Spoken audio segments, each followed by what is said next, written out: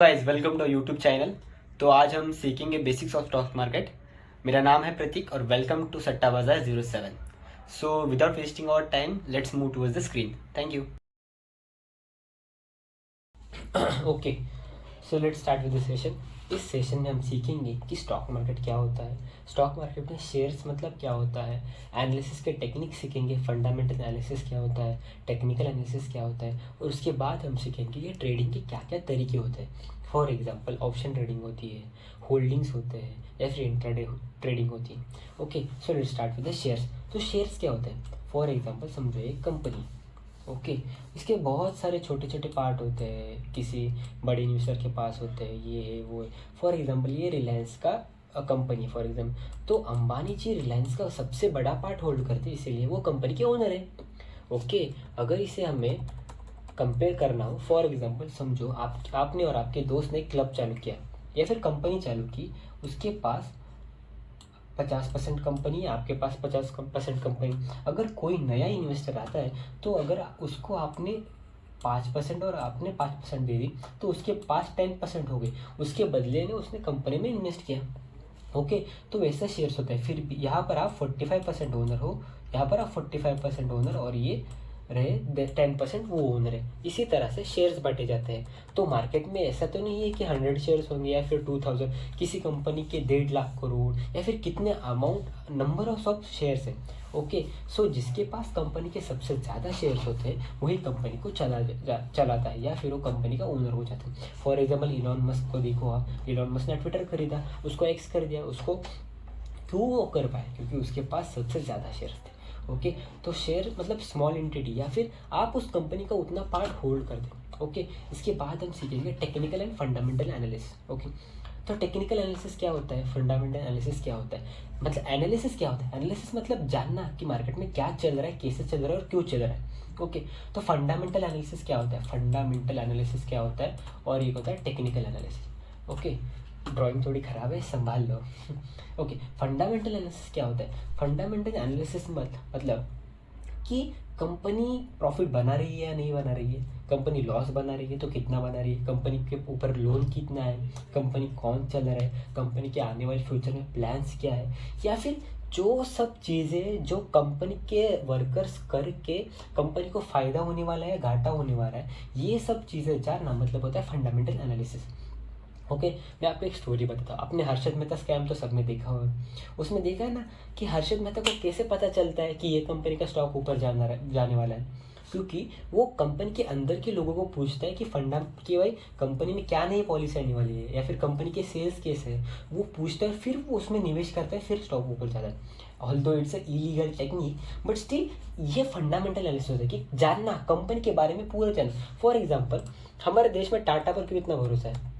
ये टाटा मोटर्स का ही शेयर है, क्यों है? फॉर मैं आपको दिखाता हूँ, लास्ट 12 मंथ्स का चार्ट दिखाता हूँ। Let's see 12 months chart. Okay, देखो टाटा टाटा मोटर्स का चार्ट है ना, देखो कहाँ से कहाँ आया है मार्केट। 34 रुपीज़ से टाटा मोटर्स रनिंग है 603 रुपीज़। तो क्यों क्यों टाटा इतना स्ट्रांग क्यों है, या फिर शेयर्स इतना ऊपर आया कैसे? क्योंकि टाटा बहुत ही फंडामेंटली स्ट्रांग है। ओके, इसीलिए टाटा ऊपर जा रहा है। ओके, आप देख सकते, या फिर हमारे निफ्टी देखो, हमारे इंडिया की जीडीपी ग्रोथ हो रही है, तो इसलिए तो इंडिया ऊपर जा रहा है, इसलिए फंडामेंटली स्ट्रांग है, हम इसलिए ऊपर जा रहे हैं। ओके, अभी टीसीएस का चार्ट देखो, क्यों जा रहा है ये ऊपर? क्योंकि वो fundamentally strong IT company. Okay, तो आपको फंडामेंटल एनालिसिस समझ आ गया। इसके बाद हम सीखेंगे कि टेक्निकल एनालिसिस क्या होता है, what is technical analysis. Okay, तो लेट्स स्टार्ट। टेक्निकल एनालिसिस आपको बेसिक समझाता हूँ कि जो हिस्ट्री में हुआ है या फिर जो पीछे हुआ है, उसी को उसके हिसाब से आगे ट्रेड लेना, उसी को कहते हैं टेक्निकल एनालिसिस। अगर आपको दिखाना हो, let me I will show you it. आपको प्रैक्टिकल भी दे देता हूँ। देखो यहाँ पर से प्राइस ऊपर गया, यहाँ पर सपोर्ट लिया, यहाँ पर सपोर्ट लिया, ये सपोर्ट जोन था, तो मार्केट यहाँ से ऊपर गया। लेकिन फिर जब मार्केट नीचे आया तो मार्केट यहाँ से ही ऊपर गया। देखो यहाँ से ही फिर ऊपर गया, क्यों गया? क्योंकि वो सपोर्ट की तरह काम कर रहा था, इसे कहते हैं टेक्निकल एनालिसिस। और फिर जब मार्केट यहाँ पर सपोर्ट लिया, क्लोज, लेकिन जैसे ही मार्केट ये लाइन के नीचे आया, तो आप देख सकते हैं कितना बड़ा फॉल है मार्केट में।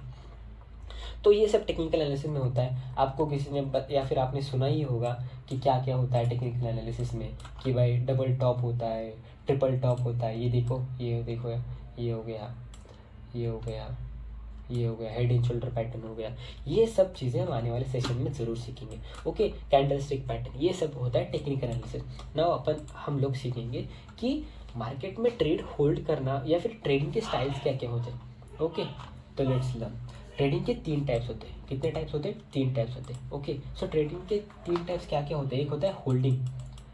होल्डिंग मतलब आपने आज ट्रेड लिया और आप होल्ड कर रहे हो 2-4 दिन के लिए, वो शेयर आपके डीमेट अकाउंट में आ चुका है, आप उसको होल्ड करें, आप कंपनी का वो पार्ट होल्ड करें। अगर वो आप 1 साल से ज़्यादा होल्ड करते हो तो आपको डिविडेंड भी मिलता है। ओके, अगर कौन कौन सी कंपनियां अच्छे डिविडेंड देती है जानना है तो हमारे सट्टा बाजार 07 पेज को फॉलो कीजिए इंस्टाग्राम पर। ओके, हम वहाँ पर डालते रहते हैं क्या हो रहा है, कैसे हो रहा है, सब। ओके, और हमारे यूट्यूब चैनल को भी सब्सक्राइब कर दें। Okay, so let's start.